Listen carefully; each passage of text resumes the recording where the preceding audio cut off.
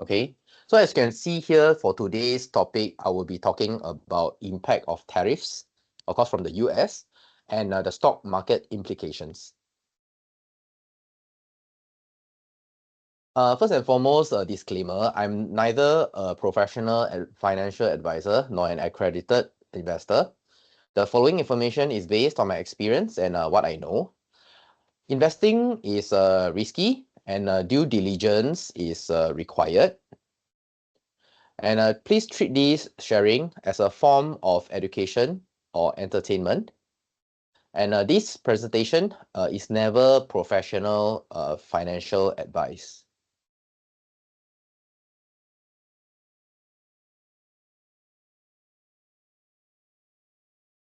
Okay, anyone knows who this person is and the very infamous board of tariffs,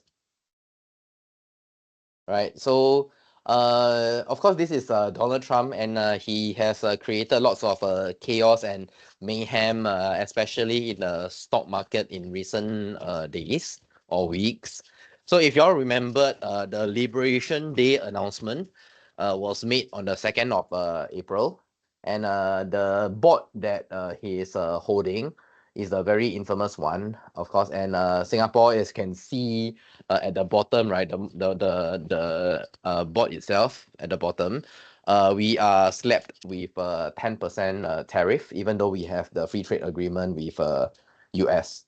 Okay, and who's at the top of this tariff is in fact China. So for China, it has I think currently is 120 plus percent or 145 percent, which is like the maximum tariff across all the countries. Okay, and I think gradually these tariff or reciprocal tariffs is slowly getting meaningless, right? Because it's just tit for tat, and you can see it is really not yielding much productive results in terms of tariffs. And I guess Donald Trump's move in this tariff war is really looking at, pulling all the various national leaders back to the negotiation table to revise, some of the monetary policies and, to negotiate on the tariffs in order for, US to be wealthy again. So today I will discuss with all of you all whether is this something that will fall through or it will be fulfilled based on what Trump's aspiration in this tariff war. Okay, so I think this is something of his end goal, okay, in this tariff war. And what exactly it is, right? So basically, I'm not sure if you all have heard of the brand called General Electric. Anyone? You can give me a thumbs up. Okay, General GE, right? Okay. Anyone heard of Maytag? Maytag? No? Okay. So what I have shared in terms of the brands just now are classic American brands that are very popular in the 70s, 80s, or even 90s. Okay. So if you all have never heard of them, it's probably because you are very young. All right. And why am I raising these two brands is because to be honest, GE and Maytag, they are home appliances brand, and they are very, very famous, similar to like Samsung, LG, or even Sony, in today's times. But why y'all didn't hear of this brand is probably because of this thing about globalization, right? And because we have the World Trade Organization, which brings about, free trade across different nations. And the drawback of this particular World Trade Organization, in fact, caused the deindustrialization of America. So what does it mean? it means that all these brands that were once top in terms of the enterprises in America slowly got eroded, and all of the factories like Maytag or even GE have shifted to other countries. That's why that explains the rise of Samsung or the Korean brands or even the Asian brands like Haier, right? So the American brands are slowly phasing out, and automobiles, of course, is like more of a protected industry in US, and we all know US really emphasizes a lot on motor vehicles or automobiles. That's why Ford, I mean General Motors, etc., or Tesla, they are the protected industries, and I think Donald Trump will likely protect the industries that really they are holding close to Americans' hearts and minds. Okay, so because of the World Trade Organization, globalization, all the very free trade agreements that were established across the 2 to 3 decades, that caused the deindustrialization of America, where factories are closed down and moved to cheaper countries to manufacture so that it remains affordable, right? So now what Donald Trump is doing is to plan to re-industrialize America in order for them to be wealthy again. Okay, so to put it simply, is basically bringing manufacturing back to America. So I want to ask you, I'm not sure if you all have seen these videos circulating in the internet, but it shows the Americans doing a lot of on the sewing machines, and also the semiconductor doing very simple tasks, right? So I'm not sure if you all seen the video, but that is something similar in terms of the scenario which Donald Trump wants the entire American community to bring back in terms of the industrialization, right? So typically these scenarios are filled with Asian faces like the Vietnamese or Cambodians or even the Chinese, right? Because they provide a cheaper labor as compared to having Americans doing the actual manufacturing work. So that is why your Apple iPhone Pro Max 16, right, can only cost $2,000 at this point in time. And if Apple truly is able to bring back the factories from China like Foxconn back into US, right, clearly that would definitely jack up the price, okay, for sure. Right, so is this something which the Americans want to do in terms of the jobs, and also what the Americans are expecting in terms of bringing back manufacturing to back to US and causing their living costs to rise up? So that truly what they want? So that is something that we should further question the motives of Donald Trump. So I briefly spoke about the current situation and the current status of the X brought about by Donald Trump's moves. But I want to go back to the basics. What exactly is a tariff? So from the Investopedia point of view, a tariff is in fact a tax imposed by one country on the goods and services imported. That means bringing in from another country to influence it, to raise revenues or protect competitive advantages, right? So let me ask you simply, right? Do you think US wants to have those kind of free trades or low tariffs for say for example Hyundai cars or Toyota cars? Do you think they want to import these cars easily, or they want to have some restriction?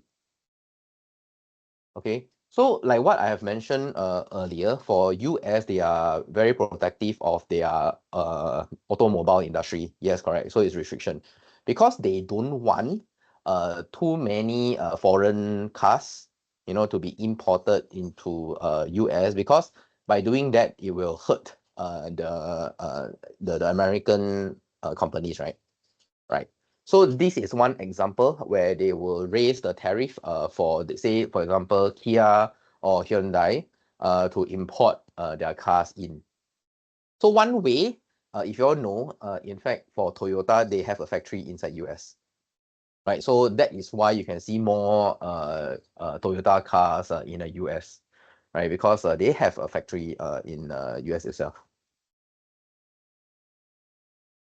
Okay, and if you saw the definition of tariff, the last part is to protect, right? Protect competitive advantages. So there's another word for it, which is called protectionism, where government policies restrict the international trade to help domestic industries. Okay, so protectionism, whether is it good or bad, it really depends. Because if the particular industry is like a sunrise industry, or is really a very niche industry which the nation or the country wants to protect, right?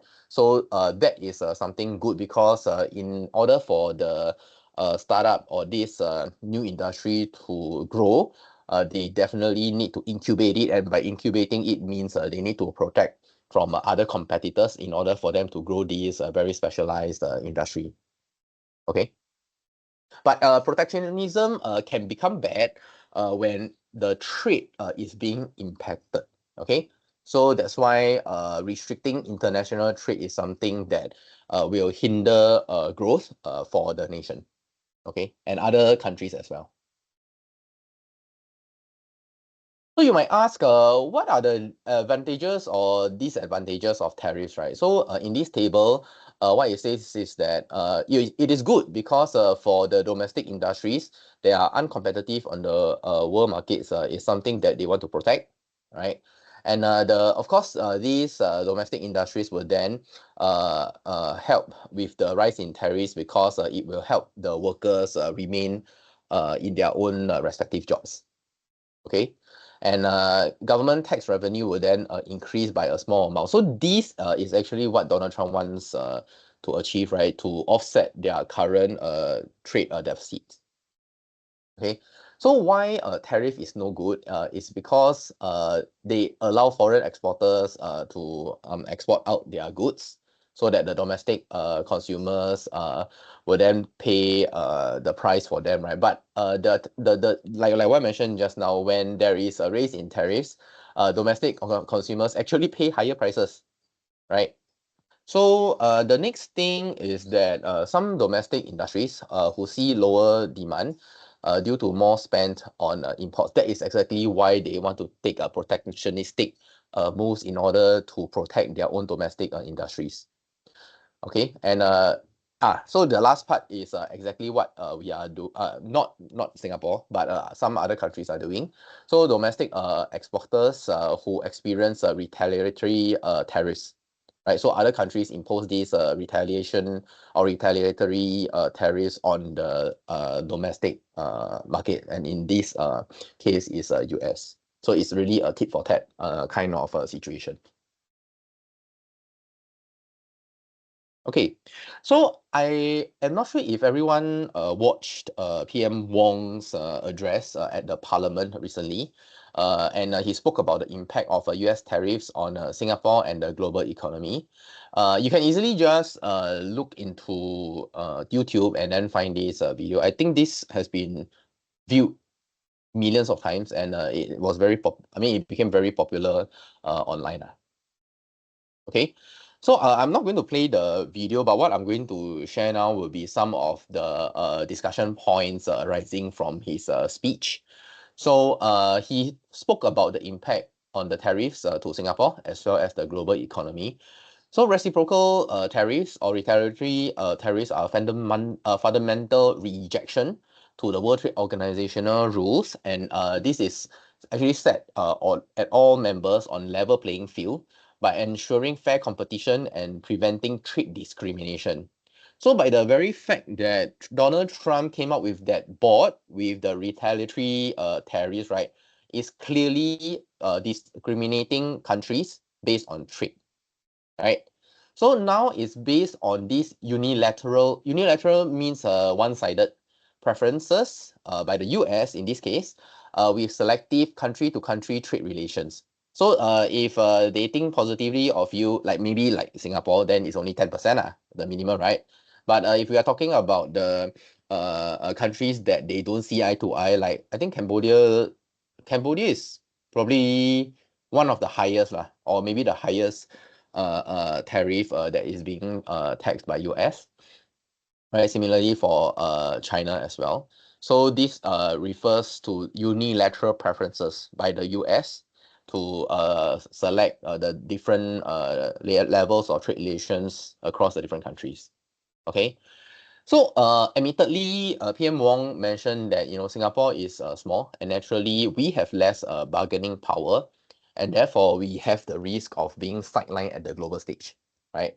So at this point in time, Singapore is not imposing reciprocal tariffs due to the risk of high costs being passed to domestic consumers, right? So you imagine if they slap us with 10%, we say that give 20%, right? And then they keep on raising. Eventually, who will be hurt, right? Commoners like us, right? The domestic consumers. So this is why we will accept the 10%, and then there is likely the need for the government to have some intervention with businesses in order for us to cushion the costs passed on because of the tariffs, right? So I think what PM Wong also mentioned in terms of Trump's move in this tariff policy is really to have that opportunity to bring countries back to the negotiating table in order to gain trade concessions in order for US to offset their trade deficits. Okay, and he also mentioned that there is possibly the likelihood of more tariffs being rolled out in future. So if you all know recently why the stock market actually rebounded is because of the delay or the implementation of the tariffs being put off for 90 days, right? But in terms of the personality and character of Trump, he is a very erratic person, so we will never ever be able to predict what exactly he's going to do, right? So he also, I think PM Wong also spoke about the global trade on the horizon, and likely the global trade volume will be reduced. And when global trade is reduced, can you all think what would the level of confidence of businesses around the world will feel? Do you think they are very certain or uncertain? Right. So now the keyword is about uncertainty lah. So that's why being uncertain in terms of what is going to be the trajectory of these tariffs, right? A lot of business projects will be put on hold. Okay. So once business projects are being put on hold means investments will be reduced. Investments being reduced means the GDP will be affected, right? So he also mentioned that our GDP will be revising downwards. And at the same time, the R word, recession. The recession risk is also growing. Okay. Singapore is a very open economy, and we rely heavily on free trade, right? So if free trade is reduced, inevitably businesses will be impacted, and when businesses are impacted, they put a stop to spending or investing. Then the cash moving, or the cash movement will be severely limited and restricted, and with that and a reduction in trade will not help the situation. And with all this in mind, businesses might go broke, right, or go out of business, and that will actually cause the loss of jobs, and therefore the recession risk is explained in this manner, right? So slower growth means fewer job opportunities, smaller wage increases, and job losses will arise from these relocation risks. Relocation risks means will mean that for the US company, they want to reindustrialize, right? So the company's offices will then be closed down in Singapore and then relocated to maybe other cheaper countries or back to US. Okay, so these were the points that were shared by PM Wong during his address at the Parliament session. Okay, Jamie Dimon. Anyone know who is Jamie Dimon? Anyone? For Jamie Dimon, he is the CEO of JP Morgan. JP Morgan is a large US bank. Okay, so Jamie Dimon, in fact, at the recent interview by Fox Business, okay, he actually mentioned about some of his thoughts and perspectives about the current situation at at the current stage. And he said that there will likely be a slowdown in terms of the economy, and the risk of recession is quite high as well. Okay, so this actually corroborated with what PM Wong mentioned in his parliamentary speech. Okay, so these are just some of the screenshots that I've taken during his interview. I think maybe 4 to 5 days back. Okay, so it's quite recent. So he said that the economists are right to say we are headed for a slowdown, and a recession is likely to happen. So yep, so this is just a heads up. Okay, I'll move on to the next source of information that I have. So this is from the 1M65 interview that is between Mr. Lu and also Mr. Sam Ree. Mr. Lu is the 1M65 founder, or he's also popular. He's also known for his nickname as the Mr. CPF.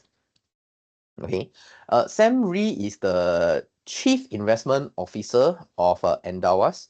So Endawas is a digital investment platform that we can do, I think, for cash, SRS, and also CPF.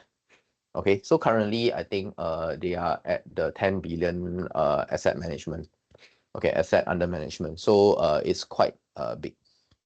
Okay, so you can look at or you can watch their video or interview using this YouTube link.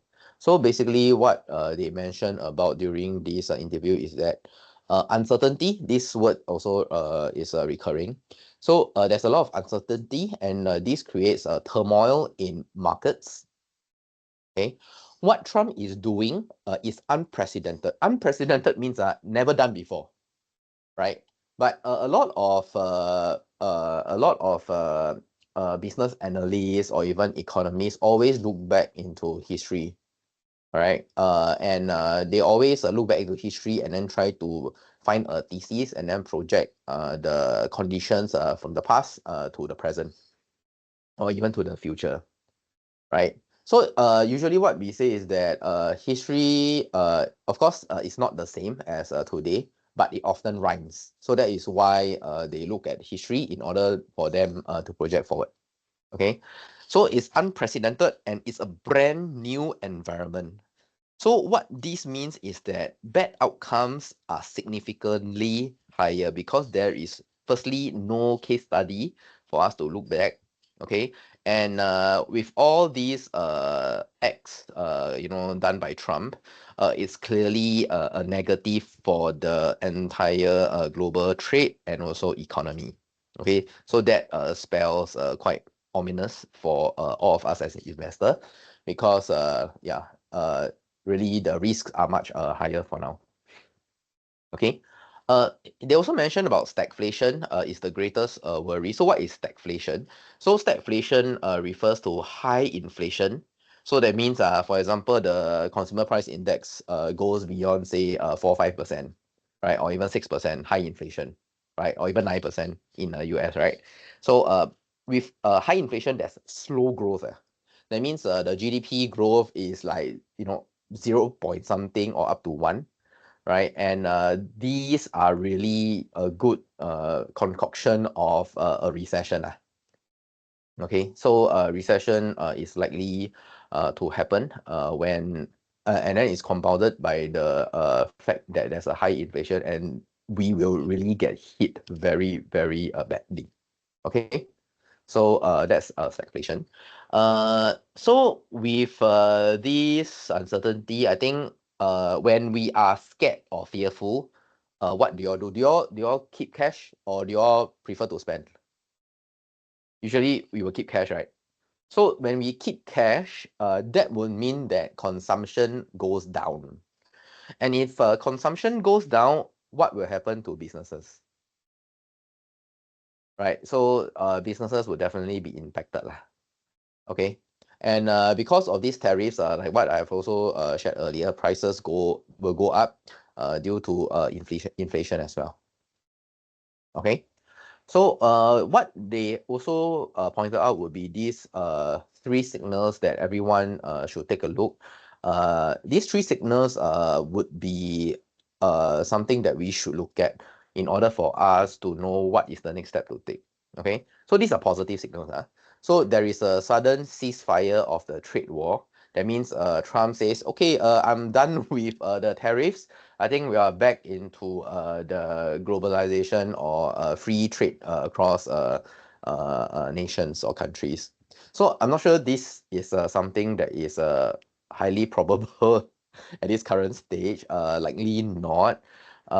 So what about next? So there's a Fed intervention. So it's expected that there will be further interest rate cuts. But think about it, right? If there is a rise in inflation, do you think Jerome Powell will reduce the interest rates as planned?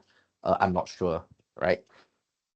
But of course, Fed has the twin responsibilities. Firstly, is to control or manage inflation, but at the same time to manage the employment losses as well. Okay, so these are the two main responsibilities of the Fed.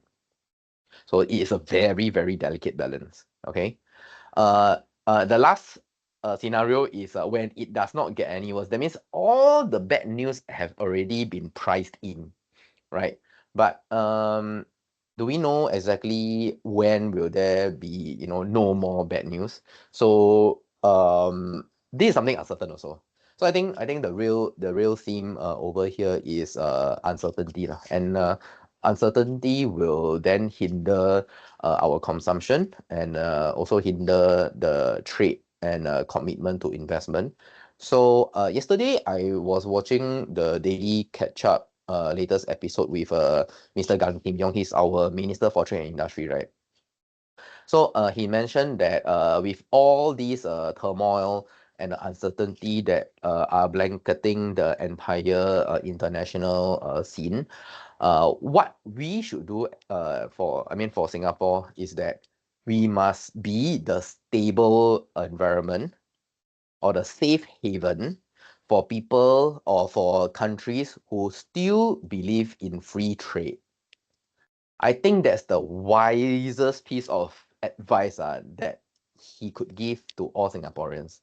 Because come to think about it, humans, right? Do you all like uncertainty or changes or fear all the time or not? Right? No, right? So I think naturally as a human being or for governments, they definitely want to find the safest sheep, right, in the chaotic environment. And that is probably the best way that we can bring forward or add value to the international stage, amidst all these chaos. Okay, so that I feel is one I think the best way for Singapore to survive these very uncharted waters. Okay. All right, I'm coming to the last few slides already. Okay, so I just want to share with you all about the stock market implications. So I always like S&P 500. Okay, because firstly, this S&P 500 S&P stands for Standard and Poor. They are two. I mean, they are not poor. They are not standard also, but it's just the names of their two founders. So S&P 500 will be the top 500 US companies, the most profitable ones, that will be placed into this exchange traded fund, or this pot of stocks. Okay, so this has a self-cleansing mechanism. That's why I love the S&P 500 for what it is, right? So after, I think this happened right after the Liberation Day, right? So you can see on the 3rd of April, there is a huge gap downwards. Okay, and then followed by the next day, another huge gap downwards, right? So I mean, for this drop itself, right, straight away from nearly the peak of 6,000, or from 5,700 points, it dropped right down to 4,800 plus. Okay, on April the 7th over here. Okay, you see this green candle is because it started low over here, right, and then it ended upwards over here. Okay, so this is the intraday high and low. Okay, so eventually it went up lah, but it touched a low of about 4,008. Okay, from the high of 6,000, like in February, March. Right, so you can imagine for S&P 500, it experienced quite a significant drop in terms of the impact of the tariff announcement by Donald Trump. Okay, so similarly for STI, Straits Times Index, you can see that April 7, right, there's a drop, and then the next day is a huge gap down, right, and then followed by another 2 more days of gapping downwards into the 9th April, and suddenly when they say they will delay, then after that the stocks went back up. Okay, but currently you can see that the candlesticks over here shows a level of uncertainty lah. Okay, so this is a clear downward trend. You can see for the 4 red candles. And yeah, for these candles, I can see like a spin, right? Like, it looks like a spin, right? So it shows that the markets are still undecided. So the next trajectory is a bit hard to predict for now. Okay, I will now. Oh, you cannot. Can you all see my screen? Currently, I'm on the Straits Times Index.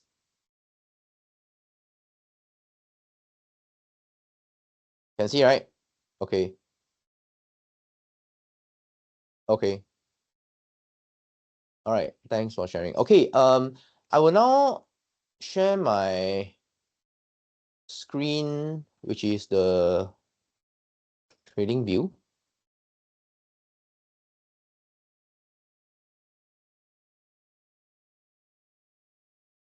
Okay. Can you all see my live chart? Yes. All right. All right. Okay. Thanks. Okay. So I'll just briefly do some quick technical analysis. Okay. So firstly, like what I've shared with you all in the previous session, I just do a simple support and resistance. Okay. So what I can see over here is this.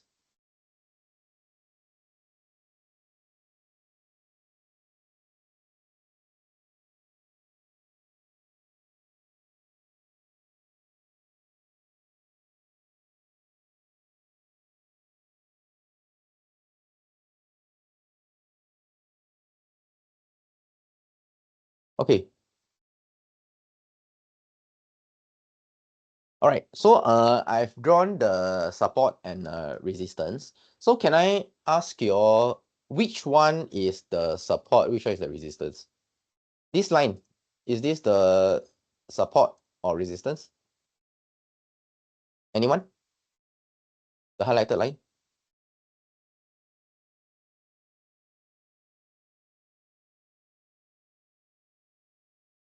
Resistance, correct. Okay. So resistance usually at the top, right? And you are trying to break the resistance, right? So you can see, and of course the bottom line is the support lah. Okay. So you can see that the support is here and the resistance line is on top. And you can see that the trend over here is entering a very tight triangular formation. Okay. So what I can say is that currently the signs are not very clear just by drawing this support and resistance line. But what I can say is that if the chart continues to zigzag, right, and then it hits here and not going down the support, right, this would be a very strong rebound upwards. Okay. So what you can see over here is actually a V-shaped recovery already. Okay. Right? You can see the V shape, right? You can see the V shape here. Okay. So now currently it stands here lah. Okay. So you imagine, right? If the chart continues to be in this manner,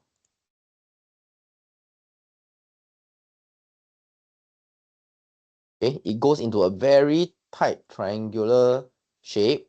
What it will do is that if this doesn't go beyond the support line, it will create a very strong acceleration upwards. Okay. So this it's the positive scenario. Of course, there's a downside risk lah, right? But always remember what I said previously. Must always enter a what? Right. This is a risk and reward lah. So the risk is down, right? The reward is up. So there is a high reward to risk ratio. But in order for us to have any to prevent any downside risk, what should we do? What's the two words? Add a what?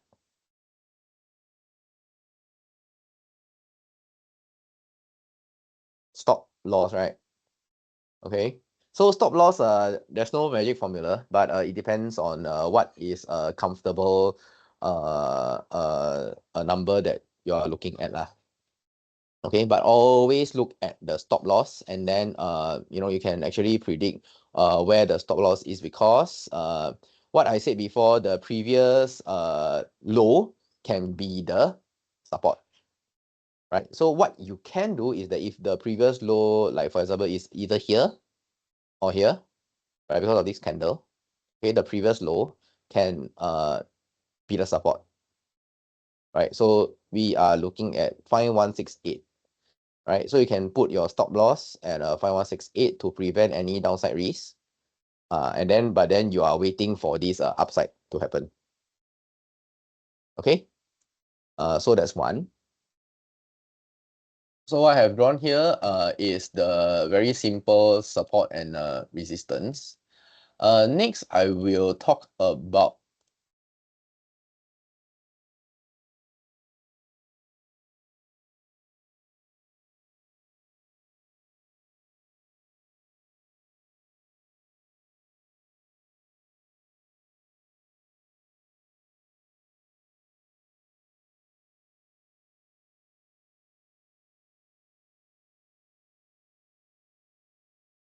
okay, I've mapped it out already. Anyone want to hazard a guess what exactly this is?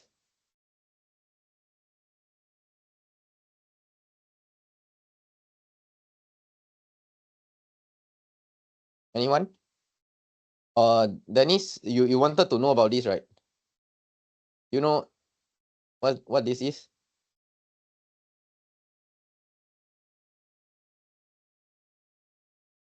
We talk about, yeah, correct. Okay, I'm not sure if you all know about have you all heard about the golden ratio? Right. So this golden ratio was developed by Fibonacci, and what it is what I'm showing now is the Fibonacci retracement lines. Okay. So how to use this line or sorry, how to use this indicator? is basically just to make sure that you plot out the lowest point of a particular period, of course, the lowest point, okay, and then you drag upwards to the highest point. Okay, I will do it one more time. So this is the Fibonacci retracement, right? You see, there's a lot of fib over here, but I like to use this. So from the lowest point for this period, I will map out to the highest point, right? And then I will lock it. I will extend this line forward just to add some perspective of what I can expect moving forward. Okay, so how you read this Fibonacci retracement line is the various horizontal lines over here.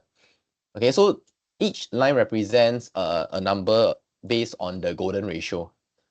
Okay, the golden ratio, I mean in Chinese it's called 黄金比例, right? So this follows nature, patterns and trends also. Okay, so what you can see here is that from the bottom to the top, we can see several support and resistance lines, right? So you can see like this line over here is basically the support, right? And whenever we want to read this Fibonacci retracement, right, we must see at this point in time whether are they near the resistance line or whether they are at a support line. Because if you can read this, right, so let's say we start from this period itself, which is relatively stable in a stable environment, because that is pre tariffs, right? Okay, you can see that in fact it is moving along the channel quite a bit, right, until it reaches, so you see this huge candle downwards, but once it's near the support, it rebounded back, right? So it comes down again and rebounded back. You can see, right, there's a line over here. So it follows quite nicely, across the channel. Then you see there's the resistance line over here, which they failed to break out. Of course, after that, we can see because of the tariff risks, or at this point in time, it's probably the inflation risk. Okay, that's why it's trending downwards. So once it reaches this support line, it breaks down, slowly it just keep on breaking downwards. Okay, until it finds a stable support over here, right? This is probably like a big head bounce, right? You can see, I mean, in retrospect, right? So once it hits the support and then it goes upwards again, and then you see this is this shows indecisiveness of the market. So it's a cross. So after they hit the cross, then it goes back to the downtrend, right? And then the Tariffs announcement, the Liberation Day kicks in, and then it slowly just plummeted downwards, right? So now this is another indecisive indicator or candlestick, right? So not sure what will happen. Yesterday it started quite strongly, but after that it went down.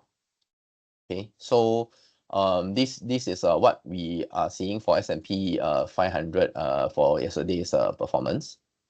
Okay, so I can't predict where it can go, because it's currently in this intra channel for this particular layer now. So what I would say is that looking at the current trend, likely it will go upwards.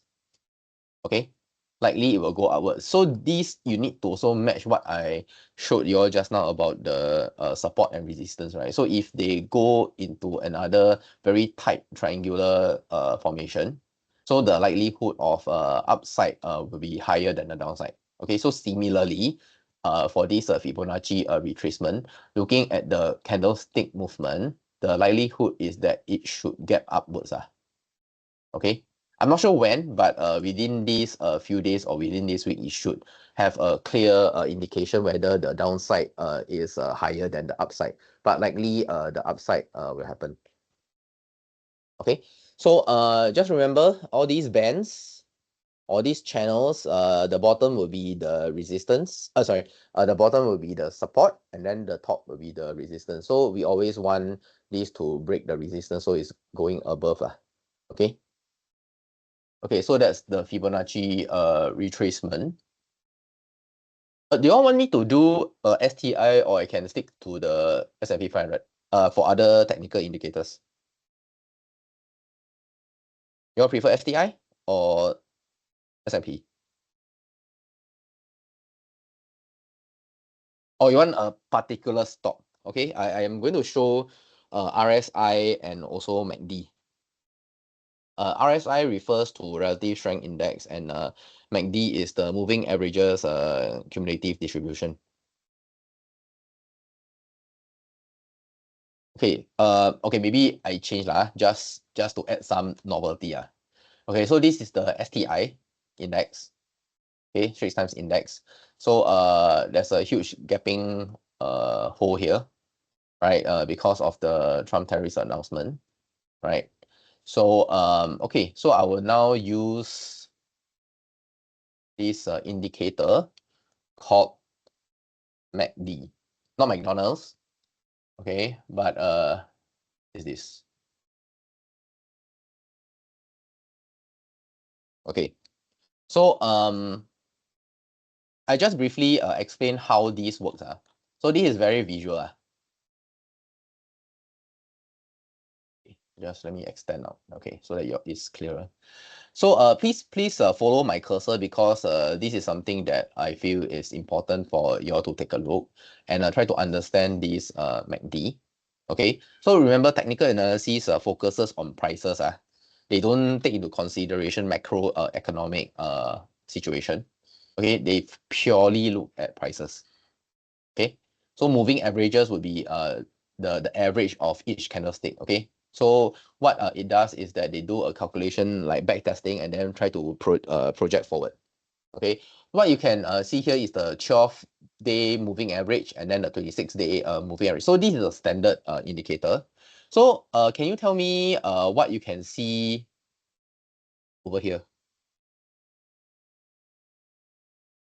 Okay, this is one point. Another point is this. Okay, and then another point is this. Anyone can see any patterns?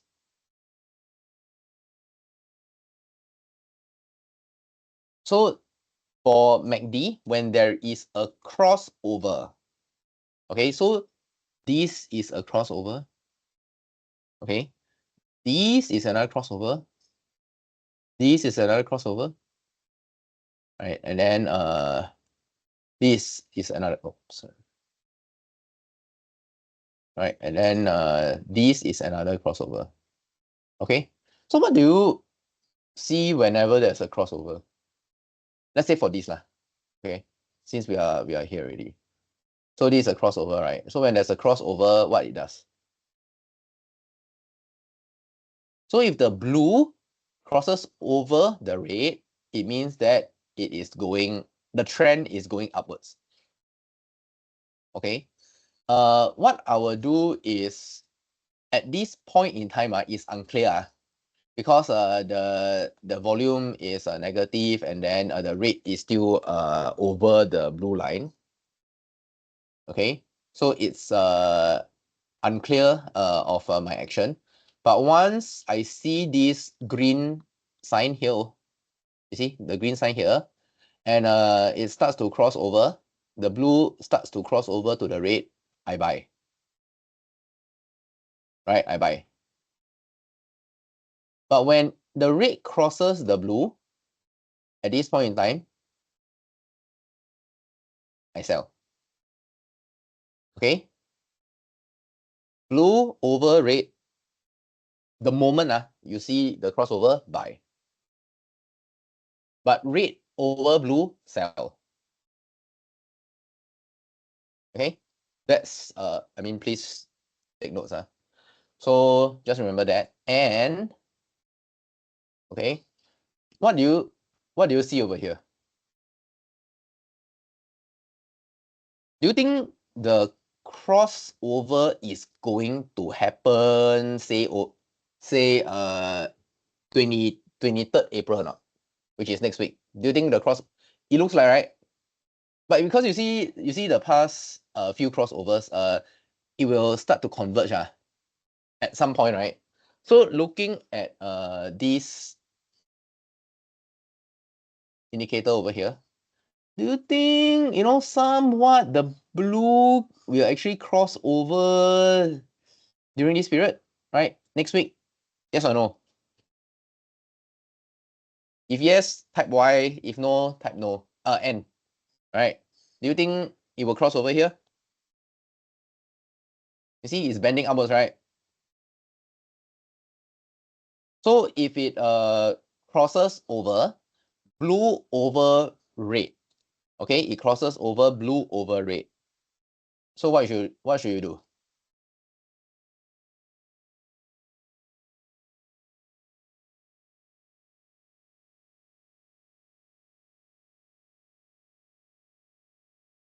Blue over red means buy, because now this is in a negative this is a negative territory.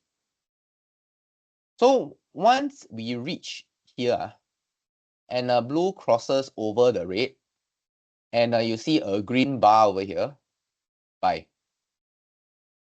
Okay, similar to this. Okay, maybe I find a similar one in the past. There. Okay, can you see this? So it's below the mean, right? Then what happens? Oh, there's no chart over here, but anyway. Okay, so basically at this point in time, when the blue crosses over the red, buy. There, at this point, buy. Oh, sorry, yeah. The chart is here, just to illustrate a bit. Okay, so you can see once the indicator is clear, over here, you see this part, buy, right? And then you sell over here, because the red crosses over the blue. So imagine at this point, it is 3307, okay? And then it goes up to 3434. No, sorry, this is not 3333. Okay, if you buy at 3333, you sell it at 3574. Okay, you will have earned money, right? So this is a buy signal, blue over red, and this is a sell signal. Once you see a red color or a pink color bar. Okay, so this is MACD. Okay, so I predict, this is not a call for you to buy. I predict that looking at this trend, okay, of course it might go down or go lower. Okay, but you can see that the blue is bending upwards already. The blue is bending upwards. So looking at this trajectory, if I imagine the lines going up, likely to be here, right? But okay. So next week might be the time you are looking at, so that you can fire a shot if needed. Okay, but like what I said, there must be a crossover, blue over red plus a green bar, in order for you to have a strong buy. Okay, once you see a red bar and then red over blue, then you sell. Okay, so Dennis, you asked me about what complements, right? What I will do is I will add another indicator, which is called the RSI. So RSI refers to relative strength index. Okay, you see so this is the two most favorite indicators that I usually use just to give me that confirmation or the confidence for me to buy. Okay, so for relative strength index, I think there's other indicators which are similar. I think another one is called the Williams R%. Okay, and another one will be stochastic. Okay, but they work relatively the same. Okay, so I use RSI more often or most often. So what it does is that if it drops below, so for RSI there are two levels that you should look at. One is the 30%, then the other is the 70%. Okay, right notes. If I hit below 30%, it is oversold. Okay, if I hit 30% or below, this stock is oversold. Means I will buy. Okay, I repeat. Below 30 or 30 and below, it means this stock is oversold. Means I will buy. It's a strong buy. Okay. So this is one because, for example, yeah. So oversold means a lot of fear. All right, EFA, a lot of fear. A lot of people selling. All right, because of fear. So once there is a lot of fear, a lot of panic selling, then it's time for the contrarian to go in and buy, right? So why oversold means buy is, for example, this red color tint, right, is in fact a signal that this is very red. Okay, so this is a clear signal to buy. That's why I got in fear and greed index is more like a meter right? But this is an indicator, right? So you can use the CNN fear and greed index also just to add confirmation to you, right? So usually fear, or if you all know what is VIX, the volatility index, right? Yeah. So all these indicators are just confirmatory for confirmatory purposes. Okay. So you can see that for RSI on 9th April, it's a screaming buy because it's severely oversold. Okay. So once you see this, buy. Then what happens after that? It goes up. And another thing that is similar to MACD is that the yellow and the purple over here, right? Once the purple crosses over the yellow, buy. Okay, so there are two types of signals for you to look at when you use RSI. Okay, so remember, firstly, if it's below 30, buy. And when there's a crossover between purple over the yellow line, buy. Okay, so this is like a value add as compared to MACD. Okay, I just want to show you all again. Okay, look at this point. 5th August. What is this point? Oversold or overbought?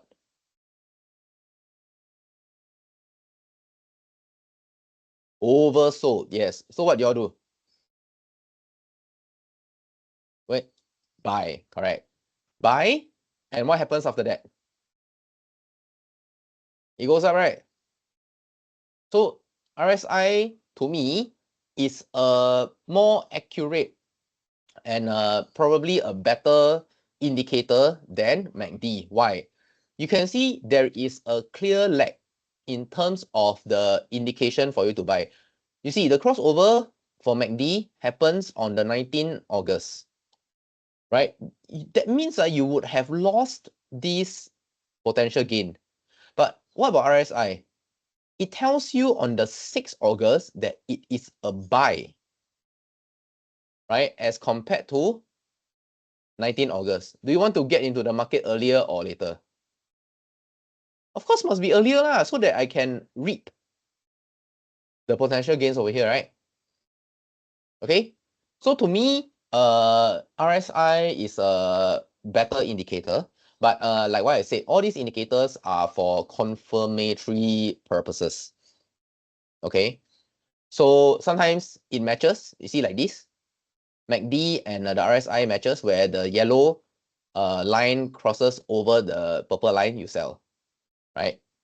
So this is the same also, right? So that's why I said it is important to find indicators that suit you and they all act as confirmatory purposes. So on the other hand, this is oversold. Then what about overbought? Above 70 means overbought. So what do you do when it's overbought?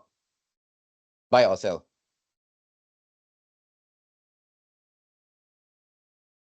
When the RSI is above 70, it's overbought. Overbought means a lot of people buying. Do you want to go in and buy?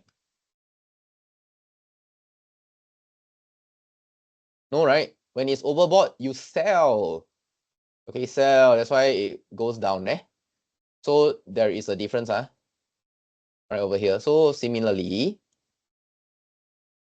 when it's overbought, right?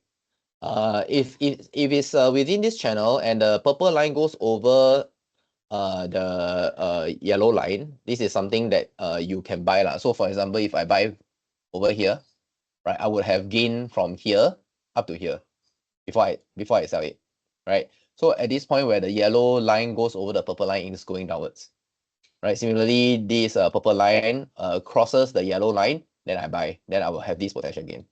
Okay, so clearly at this point, my suggestion or what I would do is to buy this Straits Times Index maybe tomorrow. Okay, tomorrow we will have an indication whether there is a crossover or not. Yeah, if there's no clear indication of a crossover, then I'll wait the next day. Okay, but of course, this is not 100%. So there's always a need to add a stop loss. Okay, always a need to add a stop loss. So I repeat, for STI, looking at RSI, the crossover should happen tomorrow or the day after. Okay, because it's very near already. You see, it's almost the purple is crossing over to the yellow already, which is an upside. Okay, so it might happen tomorrow or the day after. So once you have a clear indication and you can see MACD, you can match to the MACD also, because you can see it's almost converging, right? Okay, so this is like, okay, I think RSI will be earlier this time round. So if you want confirmatory indication, then you might want to wait for MACD lah. But RSI should be sufficient enough. Then in the next 2 days, I will decide whether I will go into STI or not, because the purple is crossing over to the yellow already. Okay, even though it's not oversold. Okay, oversold, I would have bought this, and then I will buy another tranche over here in the next 1 or 2 days. Okay. All right. So I will end my session for today. It's already 2:10. So yeah. So I have introduced to you the Fibonacci retracement, MACD, and RSI. So when is a buy signal? When is a sell signal? I mean, for the RSI, another added dimension is the overbought and oversold, which will help you to decide what is the next step for your analysis.